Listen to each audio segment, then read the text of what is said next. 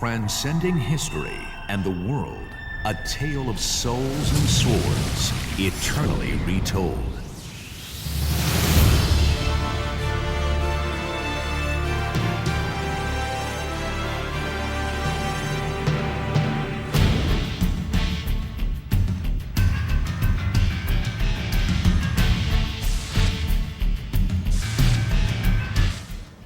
Japanese developer Namco has been refining its approach to the 3D fighting genre through two very distinct fighting series that the company's been developing for the past couple years. While the Tekken series is obviously Namco's best-known fighting franchise, mainly because it's been tied so closely to the PlayStation platform, the developer first introduced its approach to weapon-based fighting with Soul Edge, an arcade game that was released in 1996. The home version of the game, called Soul Blade, was released on the PlayStation a year later. The series really came into its own in Soul Calibur. Originally the game was released in arcades. The graphics were a little blocky and kind of reminiscent of a PlayStation game. Rather than attempt to convert that to the PlayStation, Namco brought the game to the Dreamcast, and it was actually a launch title for the system. The latest entry in the series, Soul Calibur 2, was released last year in arcades. The latest entry in the series, Soul Calibur 2, was released in arcades last year, and it was developed on arcade hardware based on the PlayStation 2 architecture. Now, because of the obvious upgrade in hardware, the game looked great, and it played very well because they stayed pretty true to the mechanics from the first game. The gameplay in Soul Calibur 2 was very much a refinement of what came before. There's been some rebalancing of characters, the addition of some new playable characters, and it was very much kind of refining what had been begun in Soul Calibur. Following the arcade release, Namco revealed that they would be bringing the game to all three major platforms. So Gamecube, PlayStation 2, and Xbox versions were set to be released in 2003. We've since gotten a hold of the Japanese versions of all three of the games and have spent quite a bit of time with them and are very impressed by what Namco's been able to accomplish. In bringing Soul Calibur 2 home, Namco has gone ahead and stuck pretty close to the blueprint that it set for itself in its previous home conversions.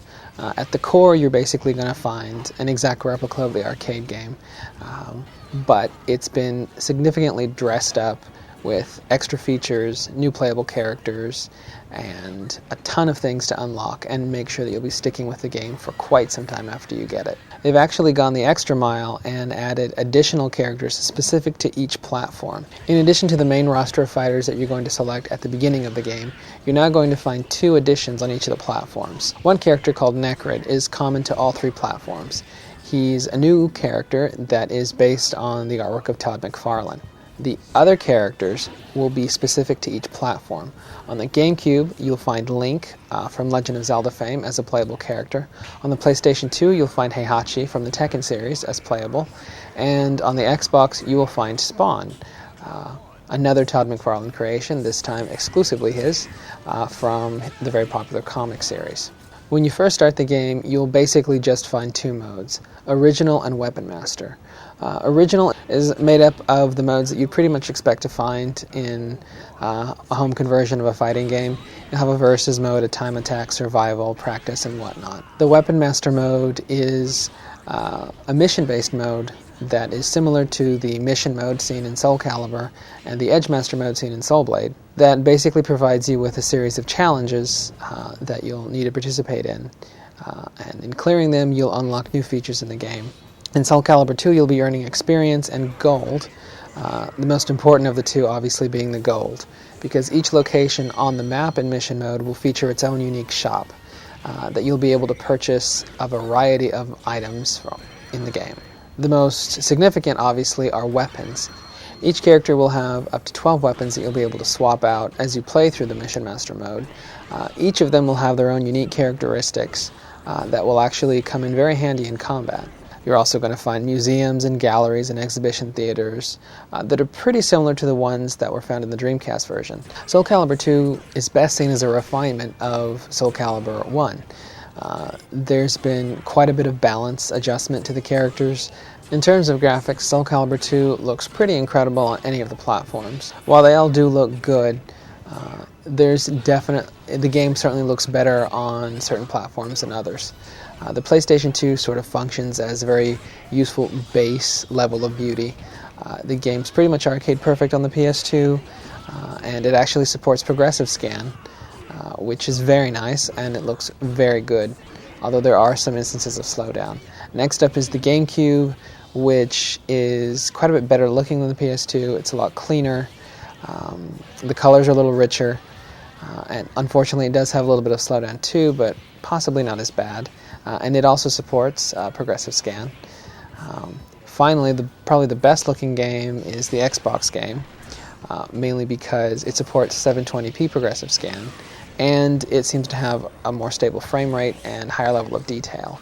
It also kind of hitches just a bit, specifically with spawn in a couple places, but nothing terrible. In fact, none of the versions have any slowdown that's horrible. It happens in instances where it's not really crucial to fighting, and it's more like a mild annoyance than anything. On the whole, the game has a ton of special effects, lighting effects, particle effects, really fluid animation, really good facial expressions on the characters, and just a really polished look overall that is very impressive. The level of quality in the game's graphics is pretty much matched by the audio. You're going to hear some really good voice acting in the characters, really good assortment of sound effects for the various weapons and attacks, and really good sound support, because in addition to sort of your mono and stereo options, all three of the versions support some type of Dolby. The GameCube and PlayStation 2 support Dolby Pro Logic 2, and the Xbox supports Dolby 5.1. So pretty much whatever you get, you're pretty much ensured some really kick-ass sound with the game, which is great. From what we've seen of the import version of Soul Calibur 2, Namco really has put together a very impressive fighter on any of the platforms. It's done a great job bringing over the graphics and improving on them where it could. There's a great helping of extra modes and things to unlock in the game that are really going to keep you playing the game for a long time. As it stands now, Soul Calibur 2 is a very strong entry in the 3D fighting genre, which hasn't seen too much excitement lately. There have been a few things here and there, but for the most part there hasn't been a whole lot going on. And it's really good timing that this game's hitting, because fighting fans can definitely get a fix of some good old-fashioned 3D brawling. Soul Calibur 2 is currently slated to ship this August for the GameCube, PlayStation 2, and Xbox. Look for a lot more on the game in the coming months.